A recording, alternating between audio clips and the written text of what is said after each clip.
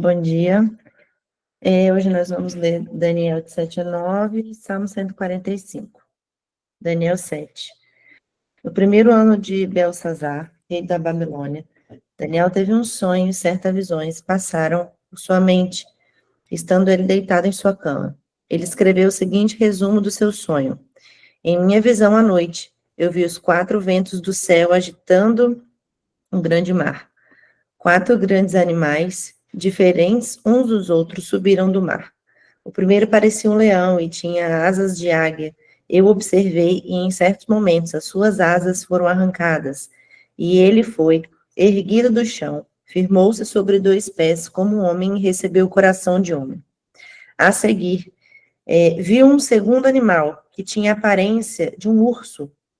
Ele foi erguido por um dos seus lados, e na boca, entre os dentes, tinha 3 costelas.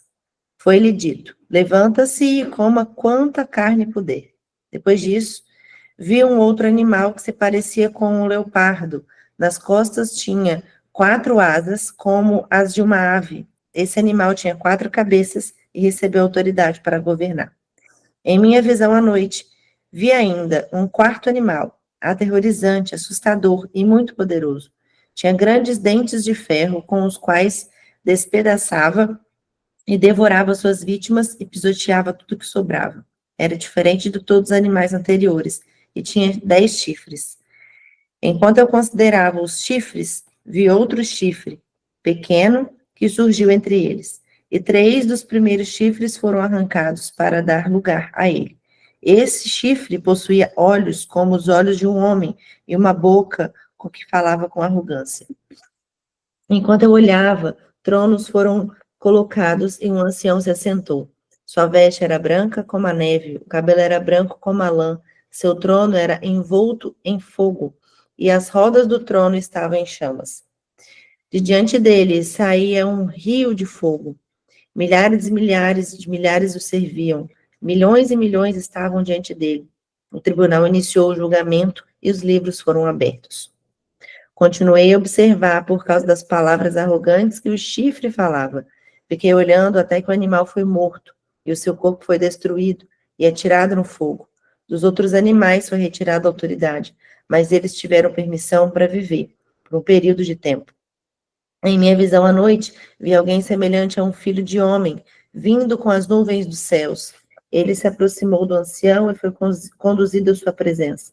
Ele recebeu a autoridade, glória e o reino. Todos os povos, nações e homens de todas as línguas o adoraram. Seu domínio é um domínio eterno que não acabara, e seu reino jamais será destruído.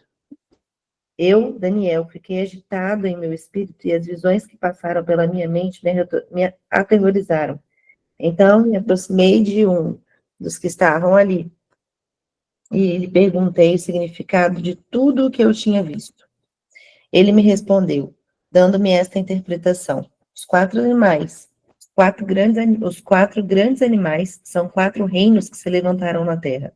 Mas os santos do Altíssimo receberão o reino e o possuirão para sempre. Sim, para todo sempre. Então eu quis saber o significado do quarto animal, diferente de todos os outros e o mais aterrorizante, com seus dentes de ferro e garras de bronze.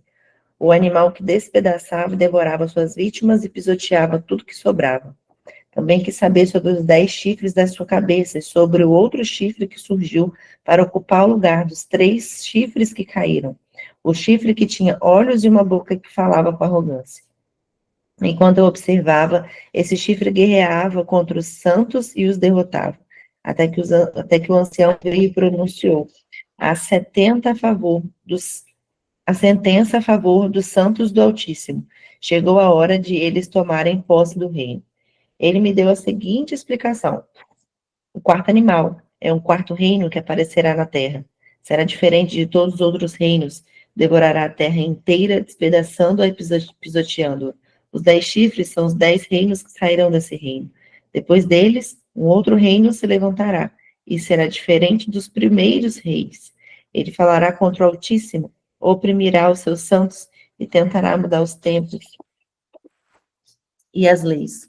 Os santos serão entregues nas mãos dele por um tempo, tempos e meio tempo, mas o tribunal julgará, e o seu poder lhe será tirado e totalmente destruído para sempre.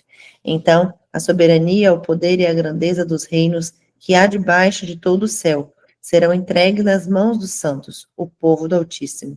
O reino dele será um reino eterno, e todos os governantes o adorarão e lhe obedecerão. Esse é o fim da visão. Eu, Daniel, fiquei aterrorizado por causa dos meus pensamentos, e meu rosto empalideceu, mas guardei essas coisas comigo. Daniel 8. No terceiro ano do reinado do rei Belsazar, eu, Daniel, tive outra visão, a segunda. Na minha visão, eu me vi na cidade de Suzã, na província de Elã. Na visão, eu estava junto do canal de Ulai. Olhei para cima e diante de mim, junto ao canal, estava um carneiro. Seus 2 chifres eram compridos, um mais que o outro, mas o mais comprido cresceu depois do outro. Observei o carneiro enquanto ele avançava para o oeste, para o norte e para o sul. Nenhum animal conseguia resistir-lhe, e ninguém podia livrar-se do seu poder. Ele fazia o bem, desejava, e foi ficando cada vez maior. Ele fazia o que bem desejava e foi ficando cada vez maior. Enquanto eu considerava isso, de repente um bode, com um chifre enorme entre os olhos, veio do oeste, percorrendo toda a extensão da terra, sem encostar no chão. Ele veio na direção do carneiro dos chifres que eu tinha visto ao lado do canal, e avançou contra ele com grande fúria. Eu o vi atacar furiosamente o carneiro, atingi-lo e quebrar os seus 2 chifres. O carneiro não teve forças para resistir a ele. O bode o derrubou no chão e o pisoteou, e ninguém foi capaz de livrar o carneiro do seu poder. O bode tornou-se muito grande, mas no auge da sua força, o seu grande chifre foi quebrado. E em seu lugar, cresceram 4 chifres enormes na direção dos 4 ventos da terra. De um deles saiu um pequeno chifre que logo cresceu em poder na direção sul, do leste da terra magnífica. Cresceu até alcançar o exército dos céus e atirou na terra parte do exército das estrelas e as pisoteou.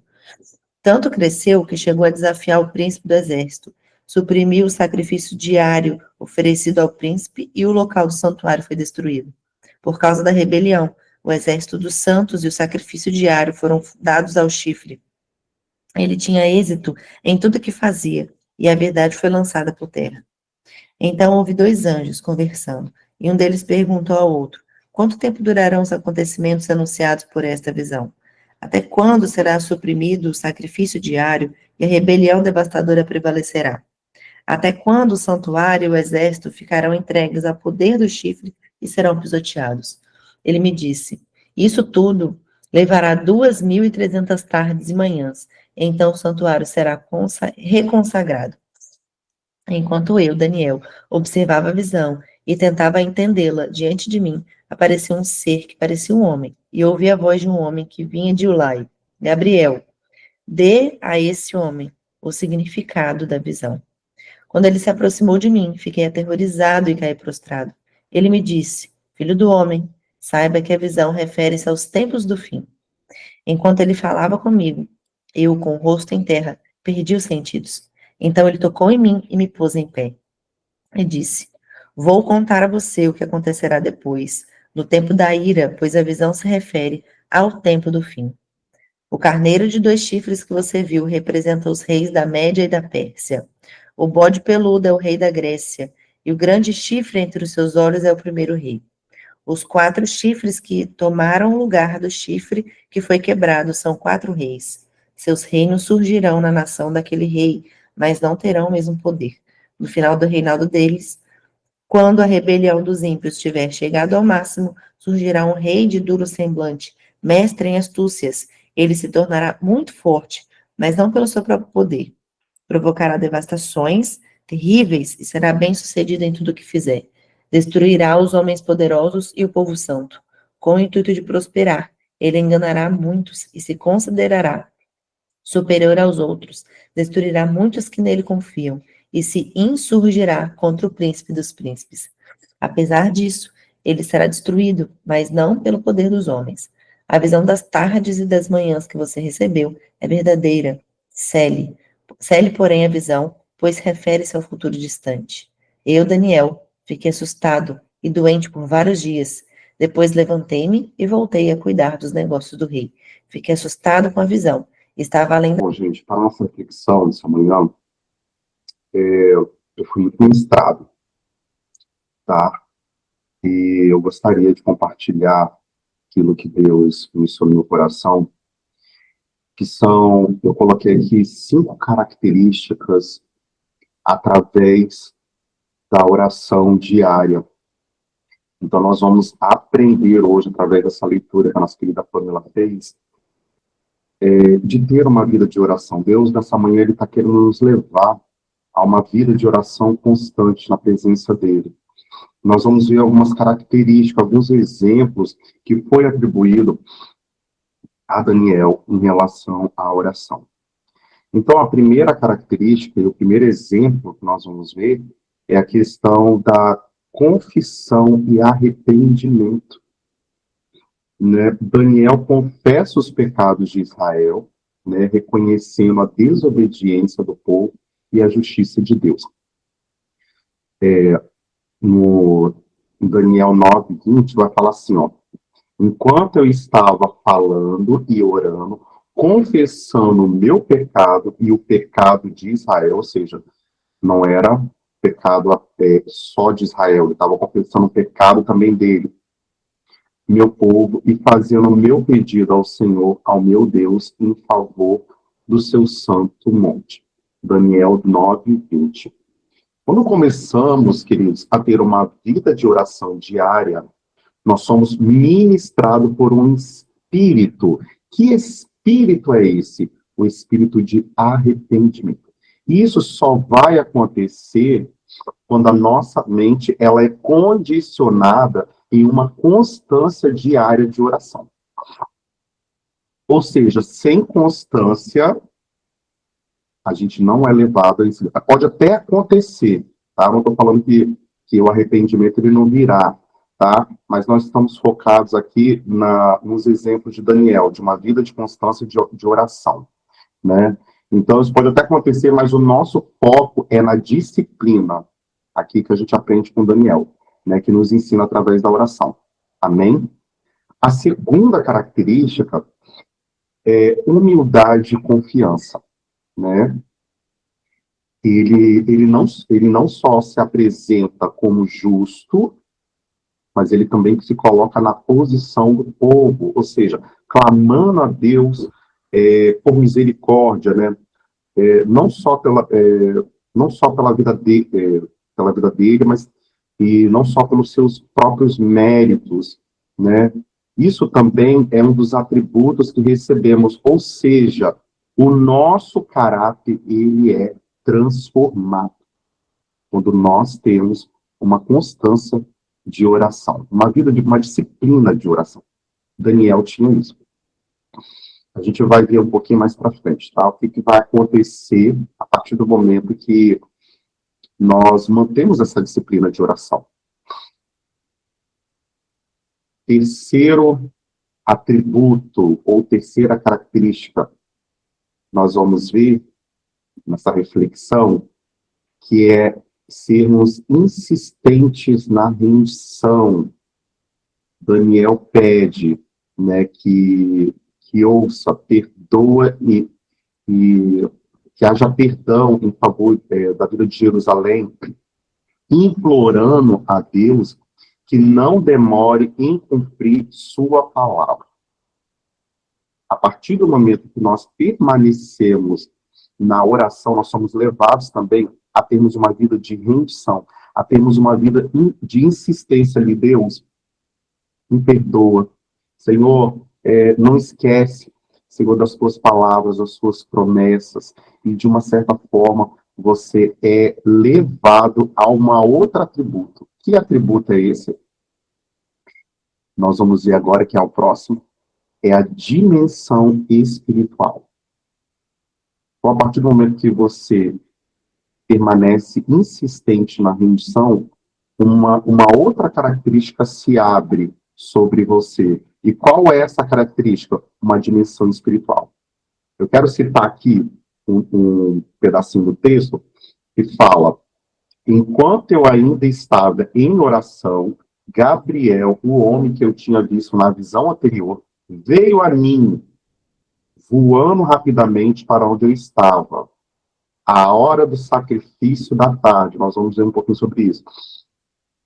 Ele me instruiu e me disse: Daniel, agora vim para dar-lhe percepção e entendimento. Assim que você começou a orar, houve uma resposta que eu lhe trouxe porque você é muito amado. Por isso, preste atenção à mensagem para entender a visão. Então, aqui a gente vê que, através da oração, duas coisas acontecem. Uma dimensão espiritual é aberta sobre a vida dele, certo? E uma outra coisa, entendimento. Porque a gente precisa ter uma vida de oração, mas a gente precisa ter também o entendimento. Então, o que começa a acontecer aqui? O que começou a acontecer? Ele passa a receber os rolos, né, com as mensagens proféticas, né, Gabriel, sempre quando o pai que fez o curso dos anjos, qual é a característica de Gabriel? Mensagem, trazer as mensagens proféticas, né? E o que acontecia também, é bem característico, que Daniel ele orava em horários específicos, né? Portais. Então, ele fala ali do horário do sacrifício, né? Horário da tarde. Vamos colocar aí, talvez, às 3 horas da tarde, às 15 horas da tarde, tá? Então, a importância também de nós também termos esse entendimento, além de uma oração normal, né? A gente entrar também dentro de uma dimensão espiritual, mas também dentro de uma dimensão profética. E o que vai acontecer? Deus começa a mostrar para Daniel, gente, uma sequência de visões proféticas acerca de Jerusalém, né, e acerca também da vinda de Jesus, né? Então, é muito forte esse entendimento, porque quando a gente é levado ao nível de oração, a gente não fica mais em um ambiente, numa área, como é que é, natural. A gente vai realmente para um ambiente totalmente espiritual. Então, ou seja, a quinta característica é o foco na glória de Deus, certo? A oração de Daniel, ela busca a glória de Deus e o cumprimento de quê? Da promessa. Que promessa? A vinda do Messias, né? Então, para nós fecharmos aqui, queridos, uma vida de oração de acordo com a palavra, porque você vai declarar a palavra na sua vida, certo? Você não vai começar a fazer orações, né, de acordo com as suas emoções humanas, de acordo com as nossas emoções humanas, mas você vai declarar aquilo que Daniel fazia. Palavra, confissão, né, arrependimento. E assim nós somos moldados, nós somos levados a viver as promessas de Deus de uma forma profética. Então, para essa manhã, para nossa reflexão, Deus ministrou muito no meu coração a questão de termos uma vida de disciplina de oração. Quem aí tem sido disciplinado em oração? Eu fui despertado por isso, gente, hoje. E Deus quer falar isso com você nessa manhã. Para a gente ser levados ao nível de disciplina, de oração ao Senhor e a Yeshua todos os dias. Amém? Então fique com a palavra, com essa reflexão, em nome de Jesus. Shalom, shalom, shalom a todos.